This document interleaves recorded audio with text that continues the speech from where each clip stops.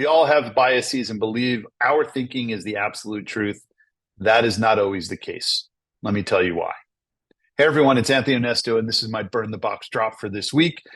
It's using Adam Grant's book, Think Again, as a motivating factor for me in something that I was thinking about. So we are constantly trying to think about how, even in this competitive market, from a talent perspective, how are we going to reach out and connect with folks? I've always said recruiting, a lot of folks will dive into strategy and data. I think those things are important, but it comes down to relationships. It comes down to what I call blocking and tackling. Recruiting is a blocking and tackling kind of thing, but we want to make sure that the blocking and tackling, it becomes a little bit easier through automation. I've been talking a lot about AI and automation. How can we connect to folks in a way that creates value for them?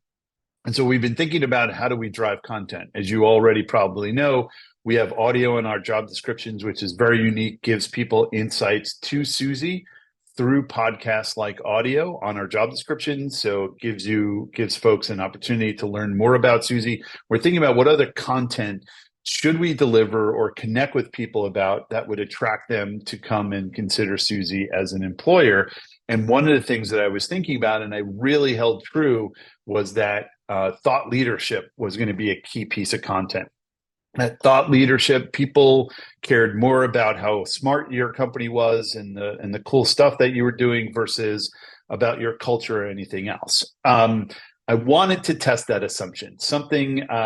We use Suzy a lot, our platform here, to do a bunch of things. So I went out on Suzy and I asked the panel of employees, part-time, full-time in the US, asked them to rank different pieces of content in terms of their influence. So we asked them a question and said, please rank the following factors that would influence your interest in meeting with a company for a job opportunity. And the rankings were 1, most influential, through 6, least influential. And what we found was, and we looked across a couple of different factors. 1 was information about the company's culture and values, details about the employee benefits and compensation, insights into career growth and opportunities and development, the company's mission and vision statement, testimonials and success stories from current employees, and thought leadership content in the industry and domain.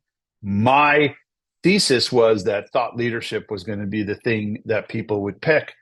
I was wrong, completely wrong. In fact, thought leadership was the least influential when it came to content or factors for the Suzy panel that we surveyed. The number one thing was, not surprising to a lot of you, employee benefits and compensation. They want to know about comp and bennies within your company. The second was information about the company's culture and values was really, really important, or at least influential. And the last was career growth opportunities and development. Again, most influential, where people put a 1 or 2 against those factors. Thought leadership, all the way at the bottom, completely going against everything I thought about.